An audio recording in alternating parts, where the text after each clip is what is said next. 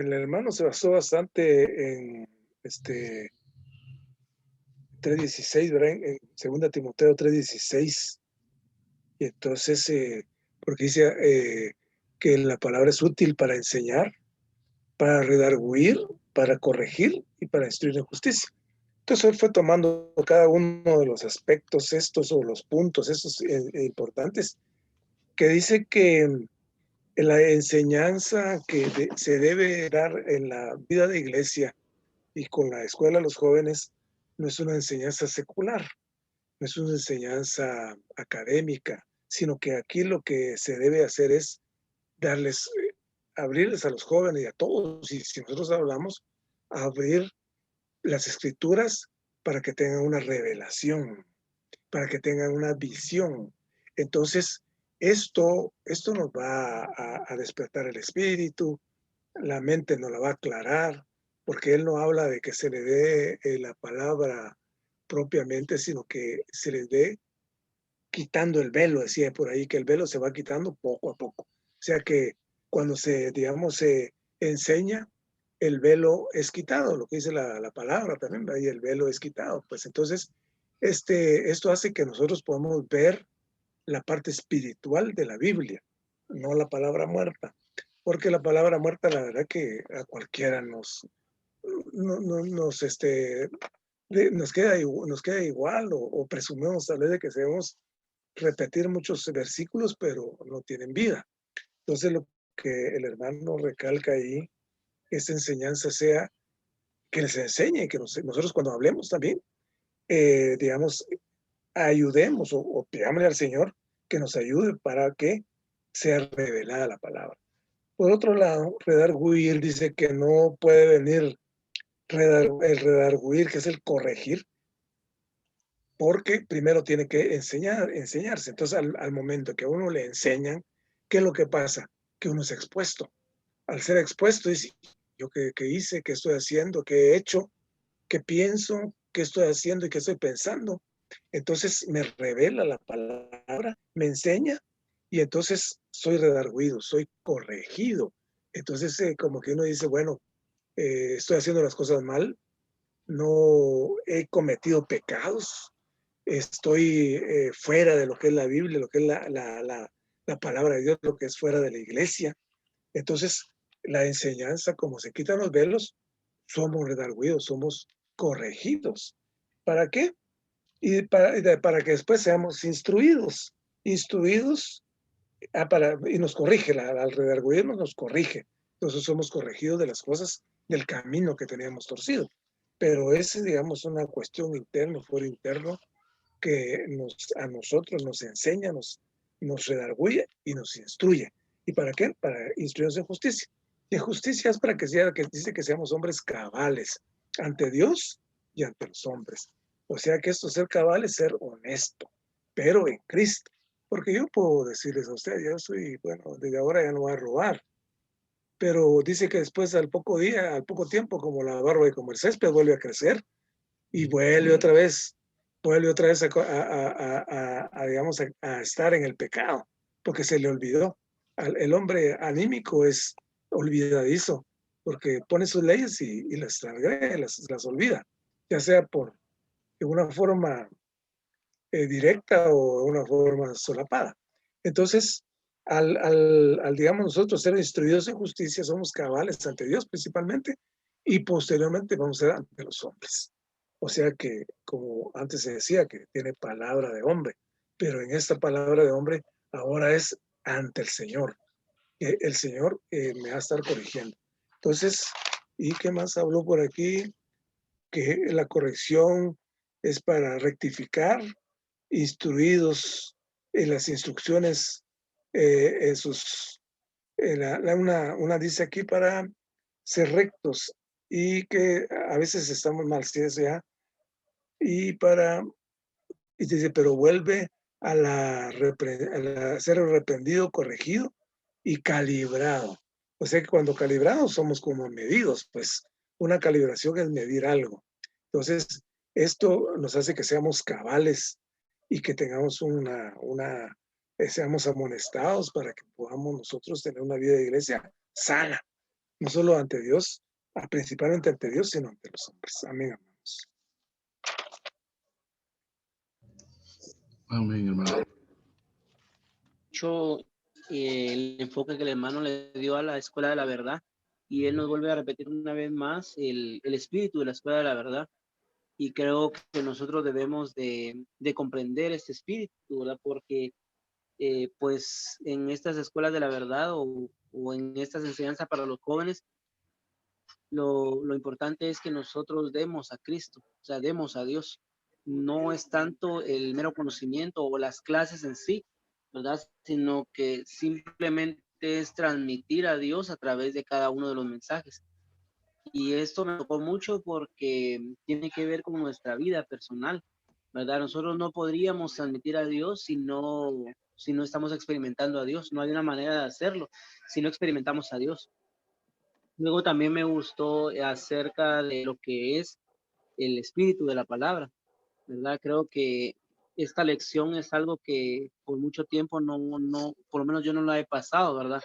Porque todavía me cuesta comprenderla y aún aplicarla, ¿verdad? Porque nosotros a veces vamos a la Biblia o leemos la Biblia o leemos los estudios vida o inclusive la palabra santa, pero hay un espíritu en lo que en lo que la Biblia está hablando o lo que los libros están hablando.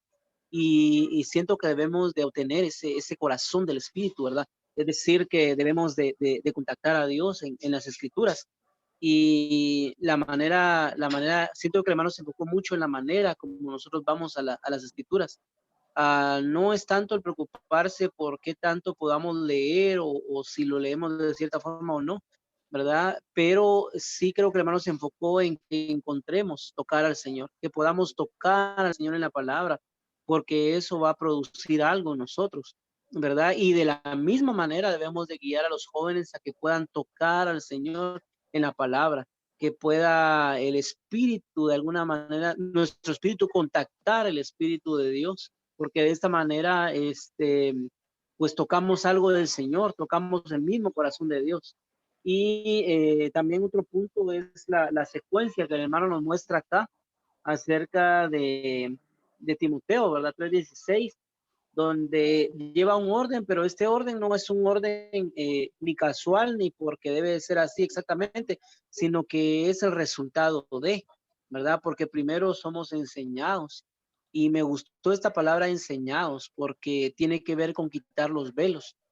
El hermano inclusive decía ahí que nosotros debemos de ir con el propósito pues de quitar el velo de las personas. No podemos asumir que simplemente hemos dado la palabra en una profecía.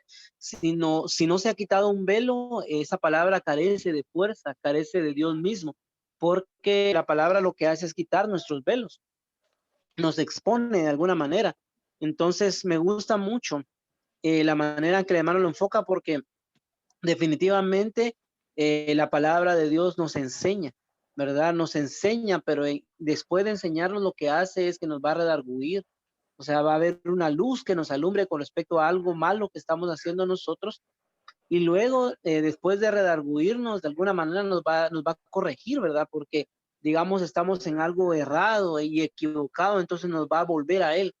Pero repito, me gusta mucho esta parte donde de alguna manera nosotros somos expuestos, somos tocados, y en este tocar y exponer lo que sucede es que nosotros vemos al Señor e inmediatamente queremos volvernos a Él, y debemos de tener el mismo espíritu cuando compartimos una palabra, ¿verdad? Los jóvenes necesitan que muchos velos sean quitados, los hermanos en la iglesia necesitan que los velos sean quitados, cada uno de nosotros necesita quitar velos porque la manera en la que vivimos no es adecuada, ¿verdad? No tenemos una vida adecuada ni normal de la iglesia. Entonces, cada vez que la palabra viene a nosotros, eso lo que hace es que debe de quitar los velos en nosotros. Y hay tantos velos que nos están cubriendo hoy y no miramos claramente al Señor, ¿verdad? Entonces, una de las cosas maravillosas de la palabra es que puede quitar nuestros velos. Y también aprecio mucho digamos, la línea en la que el hermano va enfocando la palabra y el espíritu, porque dice que esta palabra es el aliento de Dios. Quiere decir que es el exhalar de Dios mismo.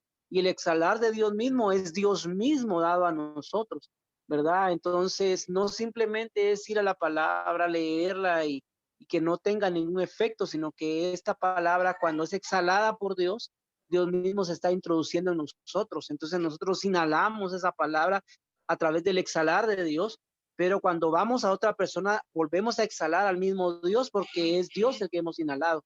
Entonces, me gusta mucho esta forma como el hermano la presenta, ¿verdad? Que es el aliento de Dios. Y este aliento de Dios lo que va a provocar en nosotros es algo maravilloso.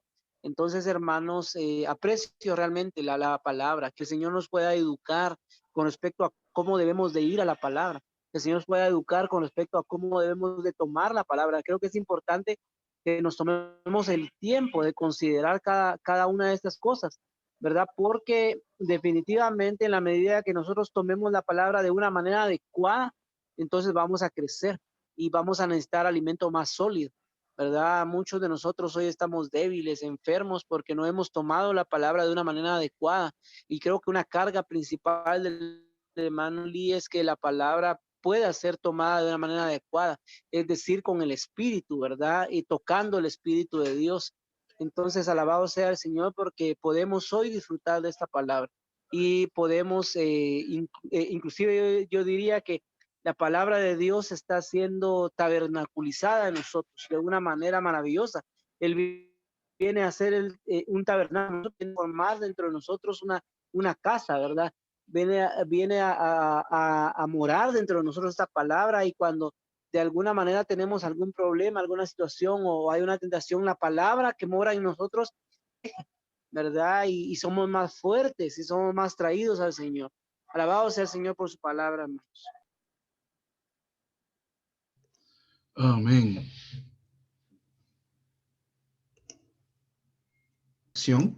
Especialmente la parte donde enfoca el tema de la enseñanza. De esto habla esta lección en realidad. El título de la lección es el entendimiento apropiado de lo que es la enseñanza y recibir la palabra como el aliento de Dios para producir Dios hombres. Entonces, ese es el asunto, ¿verdad? Lo que compartían los hermanos ahorita es parte de ese entendimiento apropiado que es tan necesario de lo que es la enseñanza. Entonces, y el recibir la palabra sería la otra parte. Pero en estos 4 asuntos que menciona Primera de Timoteo 3:16, nos menciona que habló también, que hablaron los hermanos, nos menciona, es como un progreso, como un proceso, el cual produce estos Dios hombres. Entonces, la enseñanza al principio de esta lección dice que no es hablar o describir a Dios propiamente, sino es mostrarlo a Él, ¿verdad? Aquí está Dios, se los presento a ustedes, mírenlo, conózcanlo, ¿verdad? Experimentenlo, ténganlo con ustedes, y está dentro de ustedes. Entonces, ese es el tipo de esta enseñanza, porque también habla de los libros de lecciones, y creo que esto está dirigido a los jóvenes definitivamente, es decir, a los maestros en la escuela de la verdad, pero es una ayuda para nosotros, y esto también nos da una dirección en cuanto a cómo compartir con nuestra familia, ¿verdad? Entre los esposos, con los parientes cercanos que se reúnan, que la manera de compartir es enseñar, ¿verdad? Enseñar, mostrar a Dios, pero este enseñar, compartir los hermanos, es quitar el velo, ¿verdad? Algo que nosotros no nos habíamos dado cuenta. Entonces el joven debe tener esa experiencia cuando está con nosotros, ¿verdad? El hermano o la hermana con quien estamos compartiendo debe tener esa experiencia porque está iniciando un proceso para llegar a expresar a Dios, ¿verdad? ¿Cómo es este proceso? Primero tiene que ser enseñado o enseñada, lo cual es que se le quite un velo. Y el hermano mencionaba ahí que el quitar el velo no es algo inmediato o algo rápido, sino es un proceso lento, ¿verdad? Puede que nos tome una semana, 2 semanas, un par de meses, tal vez hasta años, estar compartiendo con alguien, mostrándole a Dios directamente en las escrituras, en los libros, en nuestra propia experiencia, para que un velo empiece a quitarse y otro velo empiece a quitarse. Entonces es bien interesante ese primer paso. Y luego viene esta palabra, redarguir. No sé, hermano Jorge, si usted de casualidad le echó una buscada a esa palabra hoy. Pero ahorita vamos a. Un momento, dice, los gauchitos, dice, ahorita vamos para allá. Pero este es en lo que el hermano encuentra la palabra redarguir. ¿Esto de dónde proviene, verdad? El redarguir es el resultado de la primera estación o del primer paso, según esto que estamos leyendo. El hermano nos va a buscar una definición literal de lo que es el redarguir para que esta noche aprendamos eso también. Entonces, nos indica cuando lo tenga, hermano, para que yo me... Ya tengo aquí. Adelante. Redarguir, dice verbo transitivo, arguir en contra de los argumentos de una persona. El término del acto no pudo dejar de redarguir los argumentos de la oposición. Permita, aquí dice qué significa redarguir en la Biblia. Dice, redarguir en definitiva implica contraargumentar. Okay, como quien dice contradecir, ¿verdad? Contraargumentar. Es más técnico contraargumentar que contradecir. Contradecir es lío, ¿verdad? Contraargumentar, haciendo que un argumento se vuelva en contra de la persona que lo presentó. Sí. El término suele usarse en el campo de la religión. En el Nuevo Testamento se cita a Timoteo, quien sostiene que la Biblia sirve, entre otras cosas, para redarguir. Es decir, que va a derribar nuestros argumentos. Es decir, digamos, yo estoy convencido de que el cereal, para hacer cereal, primero se echa el cereal y después la leche. ¿Verdad? Entonces, esto podemos ponerlo como un tema de discusión aquí, ¿verdad? ¿Qué se sirve primero, el cereal o la leche? Yo digo que el cereal, y ya después la leche, pero muchos hacen lo contrario, la leche y luego el cereal, pero algo dentro de mí sucede, algo pasó. Cuando cuando recibí una luz, cuando recibí una revelación, cuando entendí algo de la palabra de Dios, lo cual hizo que yo renunciara a mi propio argumento. Y desde ahora, echo primero la leche y luego el cereal. Esto es un ejemplo, porque eso no lo voy a hacer. Pero de eso se trata el redarguir. Esto de redarguir es que el argumento que yo tenía, ¿cómo se diría? El paradigma de esto también es complicado, pero digamos, la forma en que yo decido vivir, ¿verdad? Y que yo decido vivir es quebrada cuando recibimos una revelación. Este redarguir también causa que consideremos y aceptemos lo que estamos haciendo, ¿verdad? También menciona aquí amonestación, ¿verdad? Es una llamada de atención donde nosotros consideramos, esto que estoy haciendo está mal, y aunque así lo haya hecho toda mi vida, hay algo aquí que me está molestando y que no me deja continuar de tal manera. Pero estamos viendo todavía el asunto de cómo cómo considerar, cómo comprender qué es la enseñanza a la que se refiere el Señor en esta lección, ¿verdad? Necesitamos aprender cómo enseñar, ¿verdad? Ahora que estoy estudiando docencia, pero ya muy tarde, ¿no? Ahora entiendo cómo preparar, por ejemplo, el contenido de una clase, por qué razón se prepara de esta manera. Entonces, cuando estamos compartiendo con alguien, especialmente con los jóvenes, lo que les digamos tiene que tener ese resultado. Y si acaso no lo tiene, es un indicador que nos hace falta algo. ¿Qué nos hace falta? Más el Señor, ¿verdad? Más el Señor. Entonces, después primero estaba enseñar, que es quitar el velo. Luego el redarguir, que proviene de la revelación que recibamos. Luego el asunto de la corrección, ¿verdad? Pero esto es el resultado, no es que andemos corrigiendo a las personas, sino que es el resultado de mostrar a Dios, de usar una lección en este caso para llevar a alguien de su mente natural al Señor.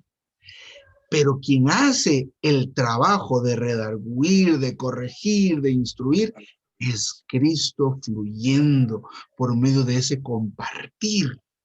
Yo le estoy compartiendo a esta persona, a este joven, de mi propio interior, le estoy mostrando a Dios cómo lo he experimentado, y eso que recibe el oyente lo redarguye o la redarguye, lo corrige o la corrige. Entonces parece que no estamos haciendo más que hablar y que compartir, pero resulta que esta palabra que estamos hablando no es cualquier palabra.